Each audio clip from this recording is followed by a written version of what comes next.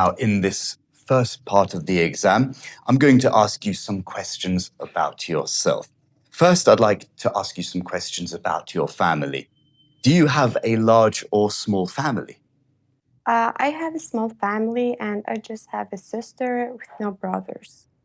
Right. And how much time do you spend with members of your family? To be honest, these days I'm so busy, and because of this epidemic, I'm working as an online Chinese teacher, and I don't have that much time to spend time with my family. But I try to spend a little time with them.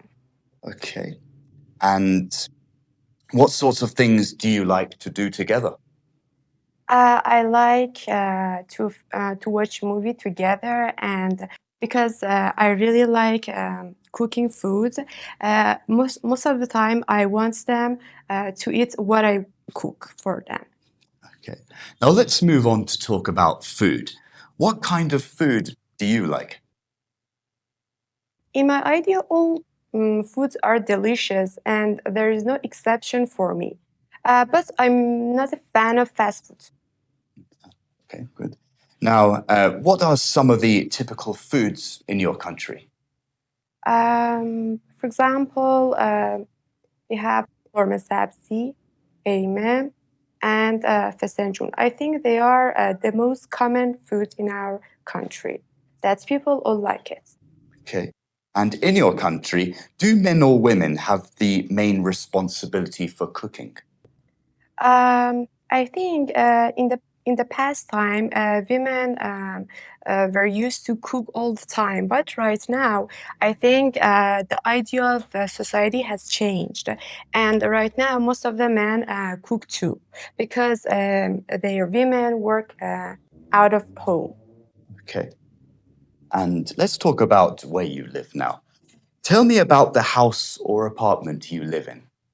At the present time, I live at the third floor of an building, and my flat is not so big, and it just has two rooms. But I like it because it's very quiet and I can sleep well. Okay, good. And what are some of the bad things about living there? Um, I think everything is good, but sometimes my neighbors a little are noisy. Okay. And what kind of place would you like to have in the future? Place. Yes. Uh, you mean that travel to that place or live in that place? Well, what kind of apartment would you like to live in the future? I like to live in a house that is big and its view is towards the sea and forest, and all the time peps me up. And is there any particular country you'd like to have this apartment in the future? Because I study Chinese, maybe one day I go to China and have a nice flat there. Okay. And America and Canada are good. Okay. Well, that's the end of this part. Let's now move on to the next part of the test. So I'm going to now give you a topic, and I'd like you to talk about it for up to 2 minutes. Before you talk, you'll have 1 minute to think about what you're going to say, and you can make notes if you wish. Do you understand? Yes. Great. So there's a piece of paper, pen to notes, and here is your topic, if you can read the handwriting there. Yeah, I can. Okay. That's okay? All right, so I'll give you 1 minute now to make notes. Go ahead. Right, so describe a teacher who has influenced you in your education. You may speak now. Okay. I should give it to them. All right. I want to talk about last year that I went to Chinese tour guide training course. Um, all the lessons in the course were in Persian, but one of them was in Chinese.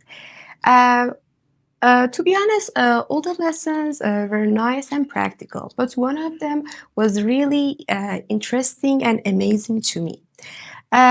This the name of this class was Iranian culture and infinities. And when I say or hear the name of that class, I think of colored pencils because it was so interesting to me. In this class, the our teacher, I'm going to talk about that teacher. Our teacher was so experienced, and actually, I can say that he almost traveled everywhere in Iran, and he tried to teach us the tradition, the customs, and the content of the class, and the features of that regions by using photos and short clips, and that was very practical for me. And sometimes I was very tired, but I tried to go there because I didn't want to lose that information that he gave us. And I can say that everything was good about this class, but there was a problem about this class. We didn't have enough time to talk more about information because Iranian attractions, customs are a lot, and we can't Okay. say them in Thank a you very much. See you in the 2 time. minutes. So I might take your pick bag, the cue card. Thank you very much. Okay, let's move on to the next part now.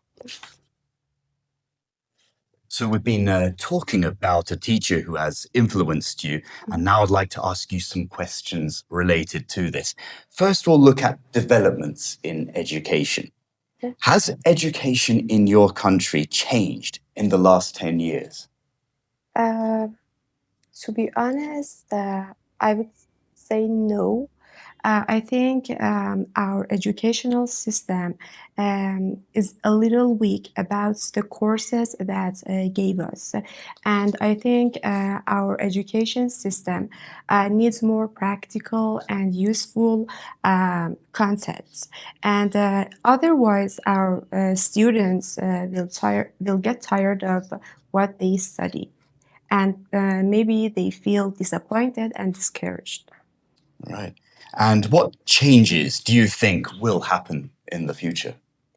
As I mentioned before, I think some lessons are really boring and are not useful for students. For example, because of the progress of technology, we need to add some courses that are useful for them. For example, teaching about computer, about social media, and this kind of things.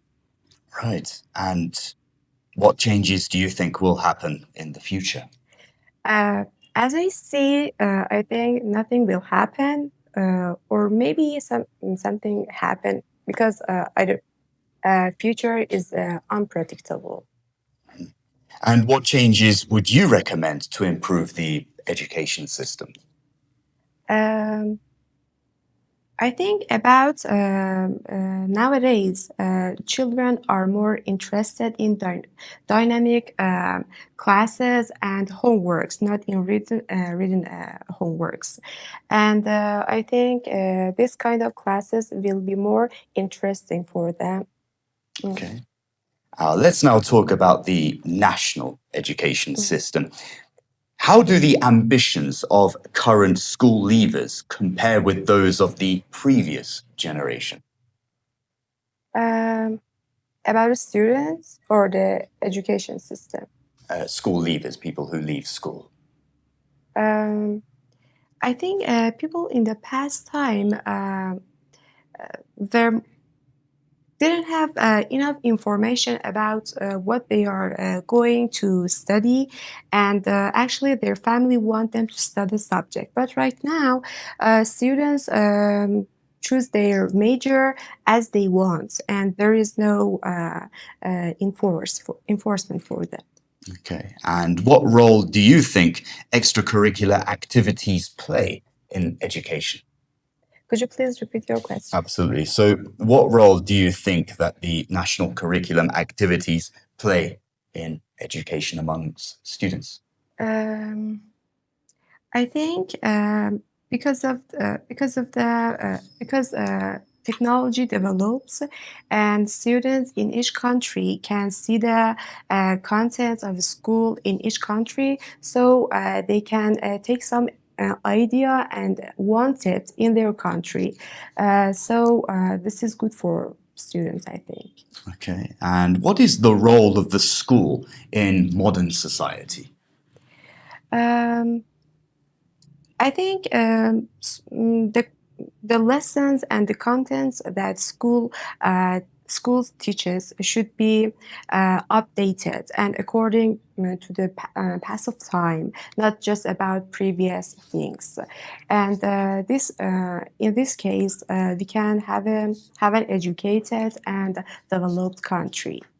Okay, thank you very much. That is the end of the speaking test. Do you want to know what band score you'll get in the IELTS speaking test?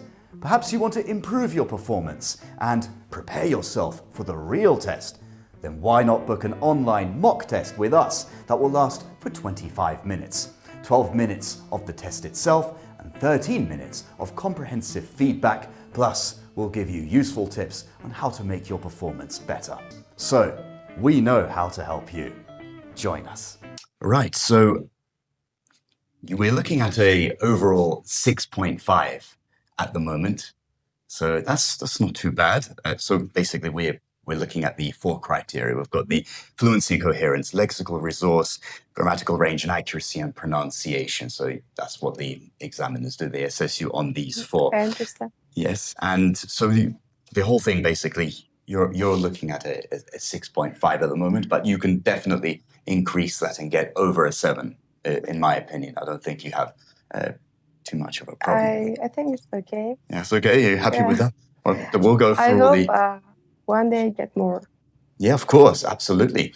So we'll look at those. We'll have a look at what you did, and then I'll give you some feedback on how you can improve that and go over a 7. So if we're looking at the fluency and coherence here, we've got I like the way you maintain the flow of speech. I thought you sounded very conversational most of the time. But you had some self-repetitions here and there. I think it was mostly content-related, not language-related. Maybe there was some certain words in the questions you might have not understood. But, I mean, very, very little. I mean, I don't think there was too much of a problem with that. The problem that I did have with your fluency and coherence, your answers were just a little bit too short, especially in part 1 and maybe part 3 as well. Although in part 2 you managed to speak for the 2 minutes, so very well done. You managed to keep the flow of speech there, which I is understand. it's difficult to do.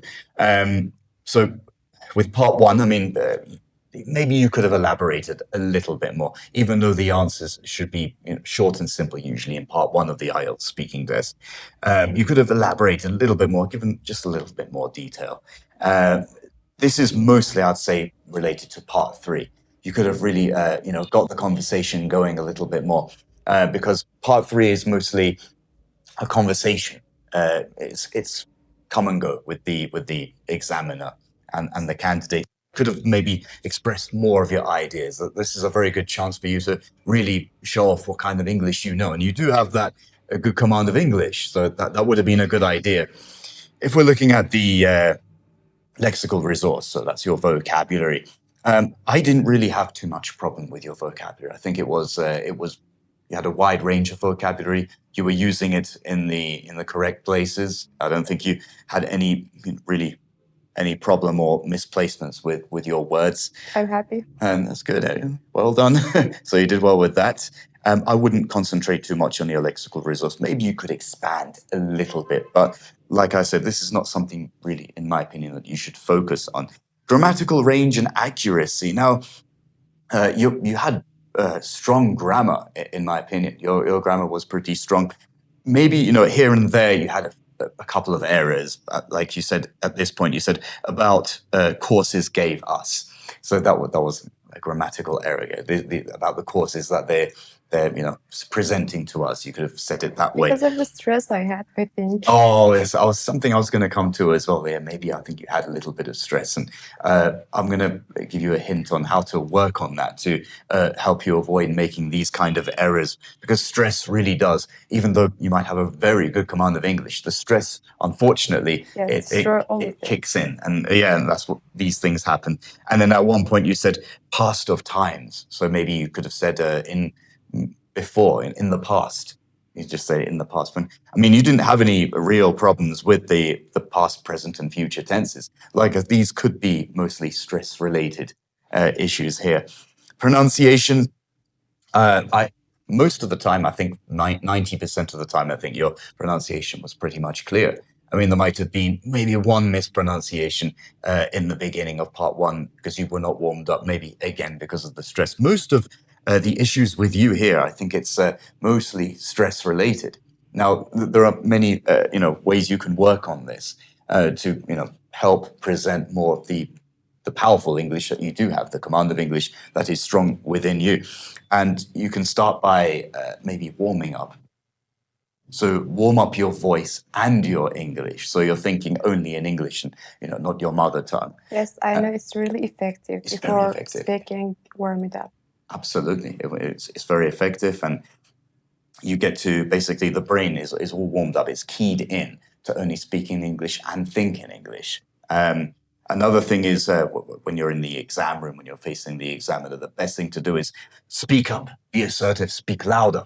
The louder you speak, the stress levels result is better. It's always better, yeah. And try not to, be distracted. You're less distracted and you're less stressed if you definitely speak up. Definitely, raise your voice. You have to raise your voice so the stress levels go down, and I think that's really going to help you in this case because most of the problems with you, I think it was stress related, and you have a stronger command of English, and it will be a shame not to present that in the IELTS speaking test. You're right, I think. I accept. Great. Do you have any questions? Thank you for your advice and recommendation. And oh, it's my pleasure. So I'll just repeat it again. We're looking right now. It's a 6.5, but in my opinion, you can definitely go over the 7, especially if you can knock off some of that stress